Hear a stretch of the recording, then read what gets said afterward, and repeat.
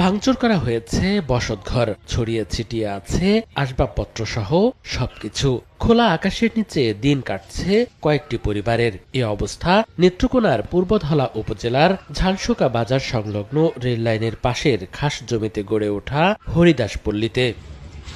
নির্যাতিতদের দাবি, দীর্ঘদিন ধরে বসবাস করে এলেও কয়েক মাস ধরে তাদের উচ্ছেদে চেষ্টা করে যাচ্ছে প্রভাবশালী মহল। তাদের বাড়িঘরে ধর্মীয় স্থাপনার সাইনবোর্ড টানিয়ে দেওয়া হয়েছে। এই ঘটনা প্রশাসনকে জানানোই হুমকি দেয় প্রভাবশালীরা। পরে থানায় গেলে দফায় দফায় হামলা চালিয়ে ভেঙে দেওয়া হয় 5টি ঘর, লুট করা হয় টাকা। হামলার খবর জানাজানি হলে সেনাবাহিনীর সহায়তায় বুধবার খাস জমিটি লাল পতাকা দিয়ে চিহ্নিত করে দেয় প্রশাসন। ভুক্তভোগীদের দেয়া হয় গৃহ নির্মাণ সামগ্রী ও খাবার। থানায় একটা অভিযোগ দিছি, অভিযোগ দেওয়ার পরে তারা রোববার দিন আইসা আরো 3টা ঘর আমার ভাঙি আছে।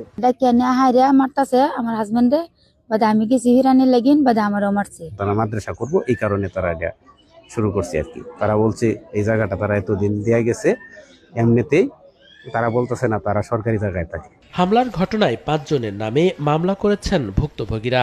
তবে অভিযোগ নিয়ে কথা বলতে চায়নি অভিযুক্তরা। জড়িতদের বিরুদ্ধে আইনি ব্যবস্থা নেওয়া সহ ভুক্তভোগীদের সহায়তার আশ্বাস দিয়েছে প্রশাসন। আমরা তাদের পাশে আছি, তাদের গৃহ নির্মাণ থেকে শুরু করে সবকিছু আমরা করে দেব। যদি দখলে যেতে হয় সরকার যাবে, এটা কিন্তু পাবলিক পারে না। এটা কিন্তু একটি অন্যায় কাজ হয়েছে। যাই হোক, তাদের বিরুদ্ধে কিন্তু মামলা হয়েছে, দ্রুতই হয়তো বা তারা অ্যারেস্টও হয়ে যাবে। প্রায় অর্ধ শতাব্দী এই খাস জমিতে বসবাস করছে হরিদাস সম্প্রদায়ের লোকজন। সময় সংবাদ, নেত্রকোনা।